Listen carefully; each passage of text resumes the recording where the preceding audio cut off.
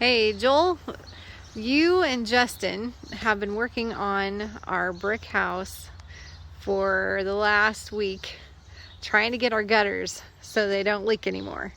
Can you tell us about what you're doing?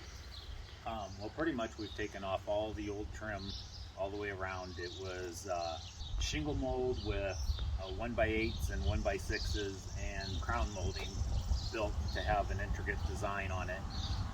And then when it gets to the top, it goes flat across the top with a gutter system that goes out in two spots. One is in the back of this corner where it goes out, and then the other side is the other corner where it drops down, and that's the gutter system. So all it is the rafters coming across.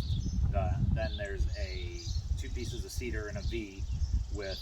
Then it flattens out, and then they put a tin lining in there, and then a rubber lining on top of that. And it just goes to two 5-inch downspouts, 4.5-inch downspouts, which drop down. And so there's two for the top, and then one for the bottom half of it. Okay, so it's really an adequate gutter probably because it holds so much water. Yeah. Like cause today's gutters are 3-inch or? Well, yeah, they're 3-inch, but they're also 3 inches deep. This actually goes down roughly 3 inches. It's about 6 inches wide at the top and goes into just like a basin, and then it just runs like an aqueduct all the way to the drains. So as water comes down the top roof, it catches, and it doesn't go over the side. It just catches in that. And then the downspouts are really wide too, like. Yeah, the downspouts are I think 4.5 inches wide. Okay. And I know you guys had to cut out, well, not necessarily cut out, but deal with some rotting wood on the other side of the house.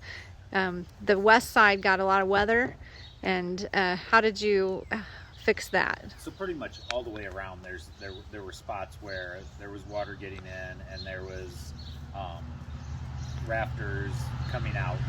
And basically what we had to do was sister a 2x4 that goes back in behind the wall about a foot deep into the wall, comes out and goes to the end of the rafter. So we just sistered it to the back, screwed it on back there, and then it's a solid piece that will hold everything.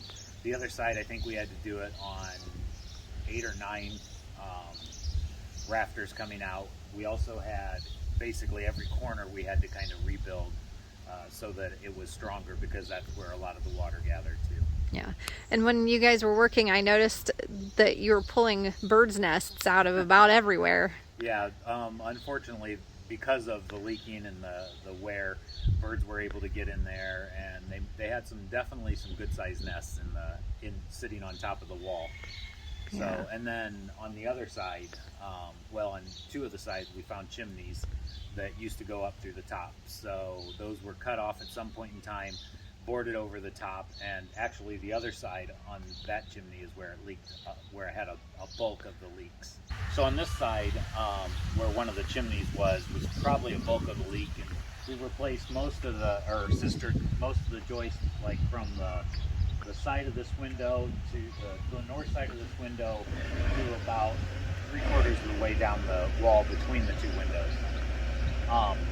And the chimney had been obviously dropped below roofline level, new boards put in over it, and then it was closed back in, but the rafters weren't repaired or anything like that. So that's where a lot of the water damage was.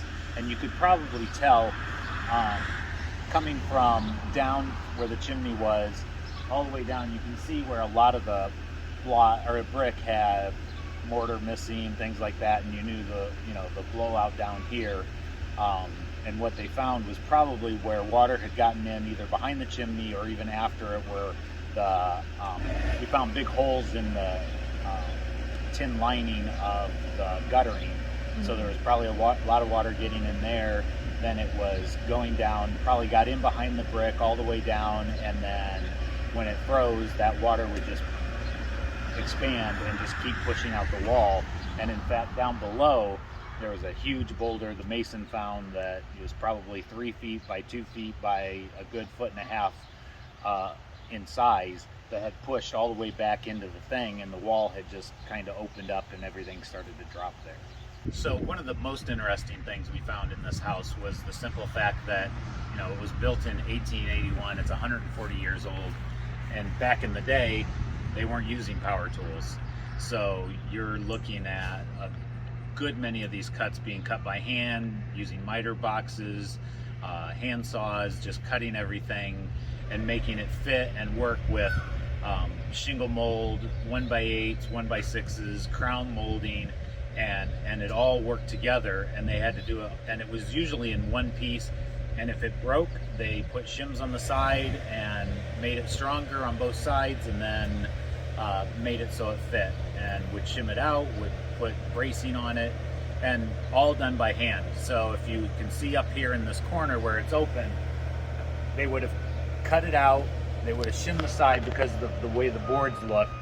You can see how they're kind of staggered underneath, so one was lower than the other one in back.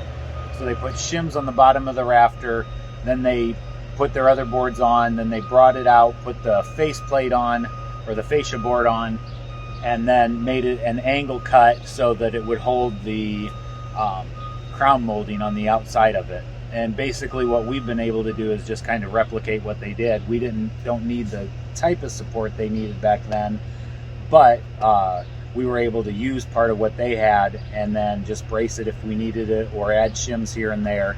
So all of the other three sides we had to take off the blocks and put new bracing on for about 8 inches of it, and then we could just build it back to the way it was. So far, I just think it's really cool how you can, when they cut it, you can still see the saw marks and the cutting as they put it together. So, and everything's used with you know, square nails. So that's really cool to see them, how they're built and how they're, you know, they're just all cut nails. Yeah.